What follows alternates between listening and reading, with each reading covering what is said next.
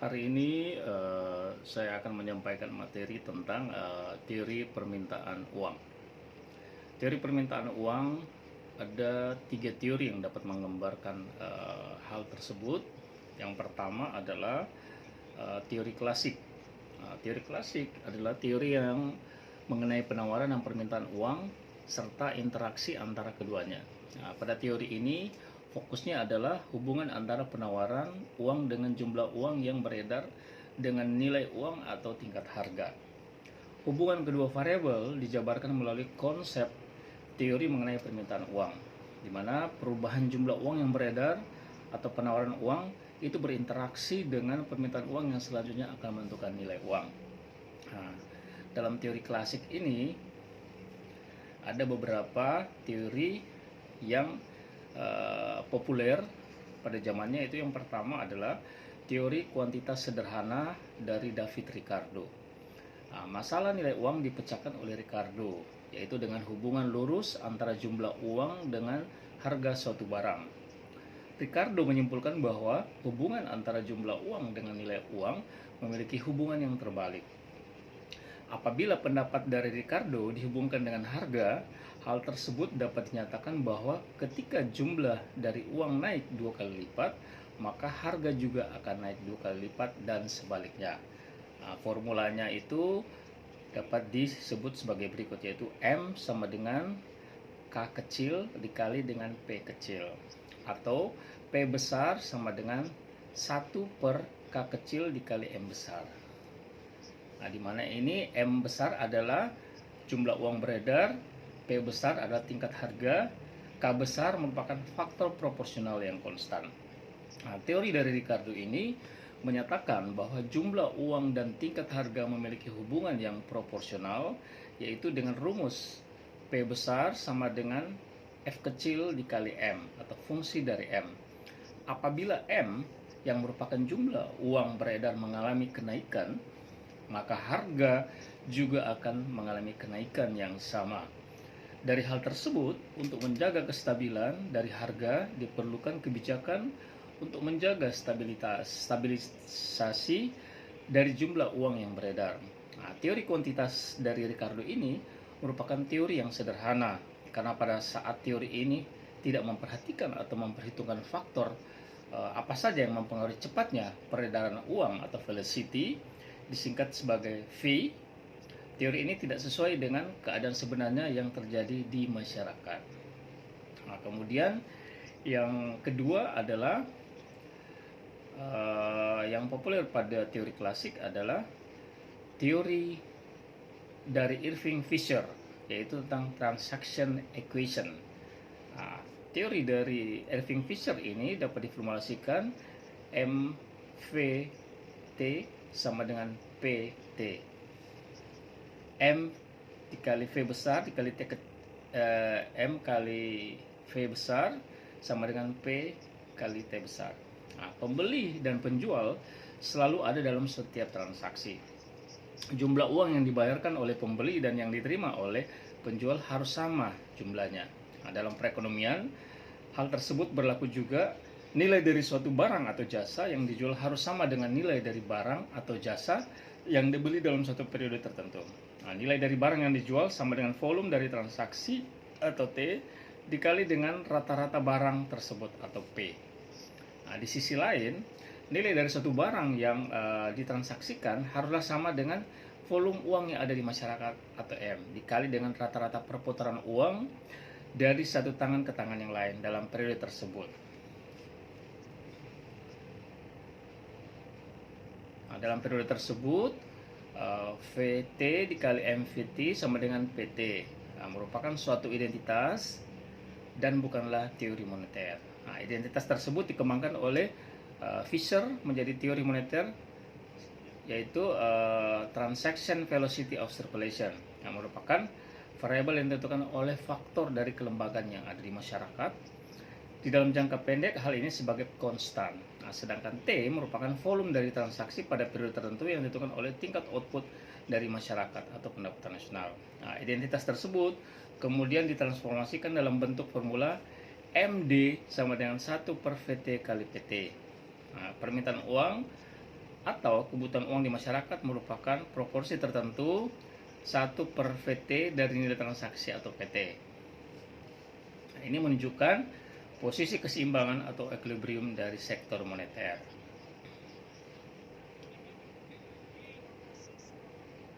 Nah, selanjutnya, sebagai penyimpanan dari teori sebelumnya, maka Irving Fisher menyatakan nilai uang ditentukan oleh 3 faktor. Yang pertama adalah jumlah uang beredar atau M besar. Yang kedua, cepatnya perputaran uang atau V besar. Dan yang ketiga adalah jumlah uang yang diperdagangkan atau volume barang yang diperdagangkan atau T besar. Maka transaction equation atau rumus formula dari Irving Fisher adalah M dikali V besar sama dengan PT besar atau P besar sama dengan MV besar dibagi T. Dalam teori klasik, di samping dari Ricardo, kemudian Irving Fisher, ada juga Cambridge atau Cambridge Equation of Exchange. Cambridge Equation of Exchange. Nah, teori yang dikemukakan oleh Cambridge ini sama halnya dengan teori lain, yaitu teori Fisher dan teori klasik lainnya, dengan berpangkat pokok pada fungsi dari uang sebagai alat tukar umum. Teori-teori klasik berpendapat bahwa permintaan uang di masyarakat karena kebutuhan alat yang liquid sebagai tujuan untuk bertransaksi. Nah, perbedaan dari teori ini dengan yang dikemukakan oleh Fisher, terutama pada perilaku dari seseorang yang akan mengalokasikan kekayaan yang dimilikinya dalam berbagai bentuk. Salah satunya yaitu dalam bentuk uang. Perilaku seseorang dipengaruhi oleh pertimbangan antara untung dan rugi dari pemegang uang. Teori Cambridge ini lebih menekankan pada faktor-faktor yang mempengaruhi perilaku dari seseorang, yaitu mempertimbangkan untung dan ruginya, yang dihubungkan antara permintaan akan uang dengan volume transaksi yang direncanakan. Selain dipengaruhi oleh volume transaksi dan kelembagaan yang ada, teori Cambridge ini mengatakan bahwa permintaan akan uang juga dipengaruhi oleh tingkat bunga, kemudian besar kekayaan yang dimiliki oleh masyarakat, kemudian ramalan atau harapan dari masyarakat ya pada masa yang akan datang. Nah, di dalam jangka pendek, teori Cambridge memiliki anggapan bahwa volume antara transaksi, jumlah kekayaan, dan pendapatan nasional mempunyai hubungan yang proporsional, konstan, satu sama lain. Pada teori ini menganggap bahwa ceteris paribus permintaan akan uang di masyarakat adalah proporsional dengan pendapatan nasional.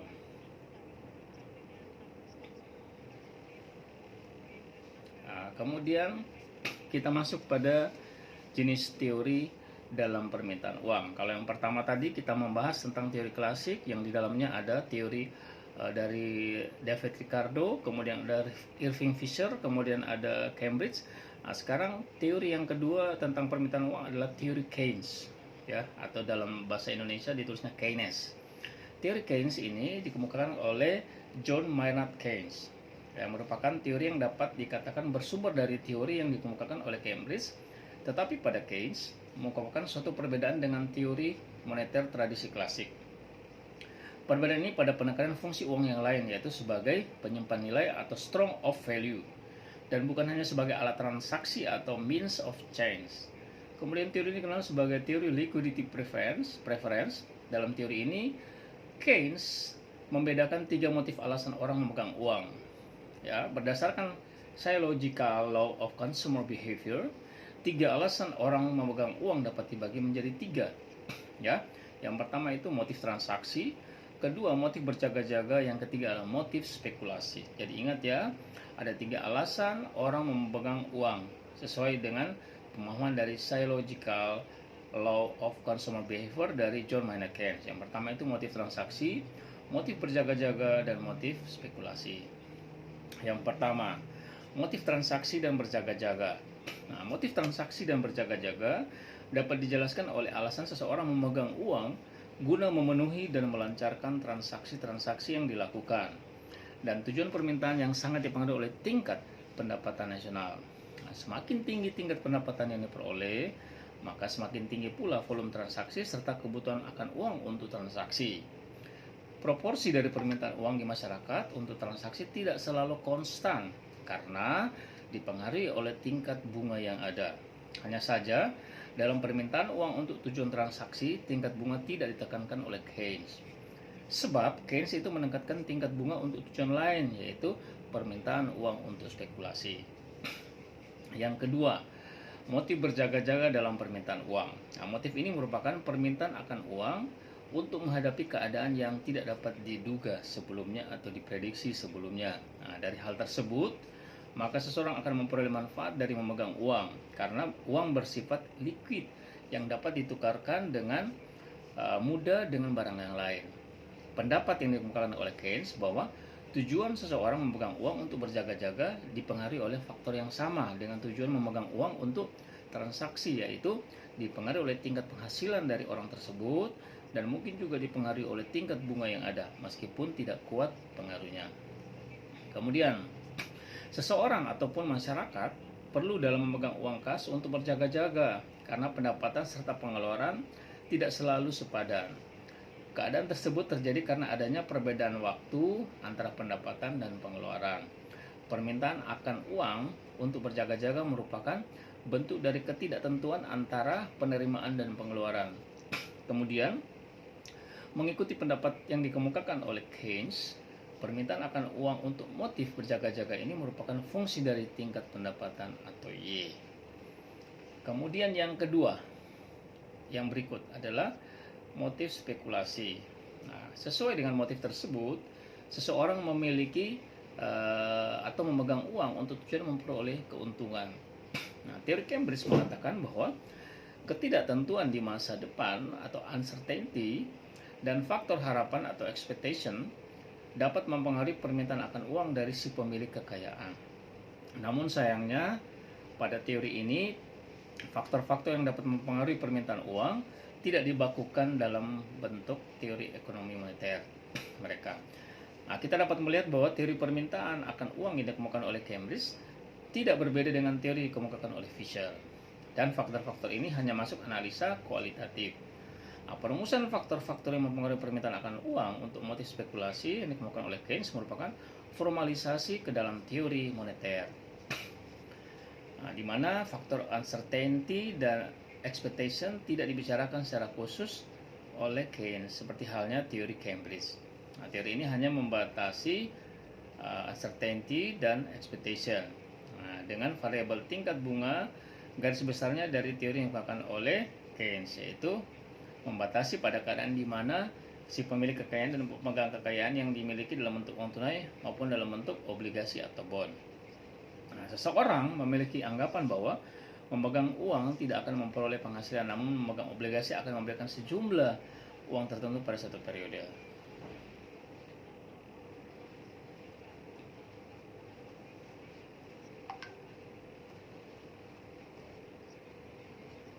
Nah, kalau yang pertama, teori permintaan uang itu ada teori dari klasik, kemudian teori Keynes. Sekarang yang ketiga adalah teori setelah Keynes.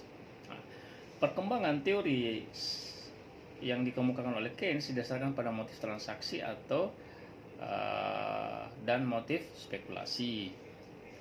Nah, sekarang kita akan melihat bahwa dalam teori setelah Keynes itu ada beberapa pendekatan, yaitu yang pertama itu pendekatan inventory atau penyediaan Baumol dan Tobin, sesuai dengan teori yang dikemukakan oleh W.J. Baumol dan James Tobin.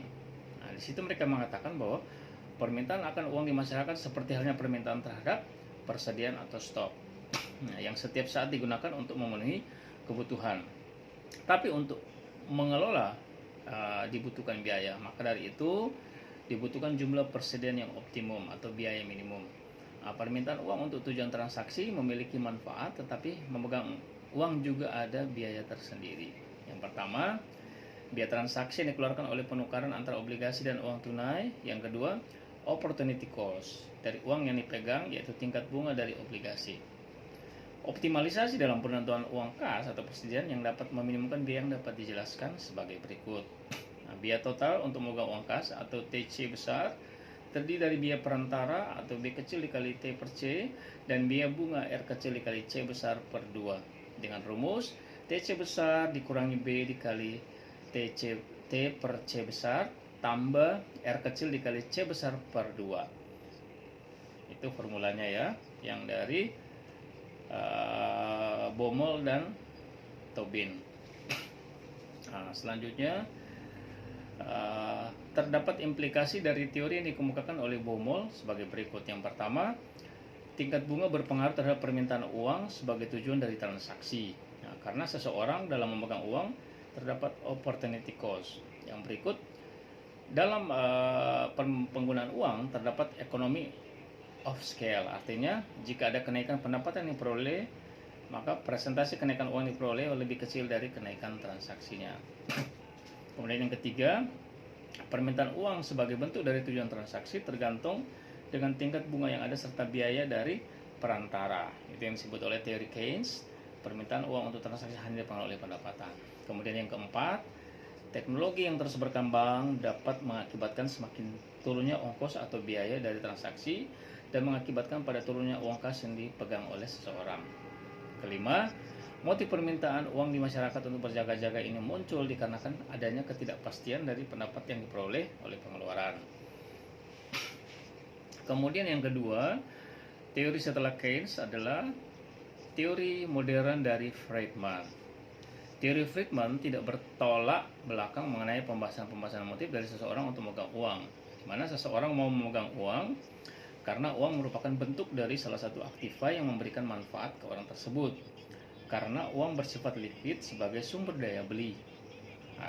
Teori permintaan uang yang dikemukakan oleh Milton Friedman ini menganggap bahwa seseorang akan memutuskan kekayaan dimilikinya termasuk uang tunai berdasarkan dari perbandingan manfaat yang akan orang tersebut peroleh.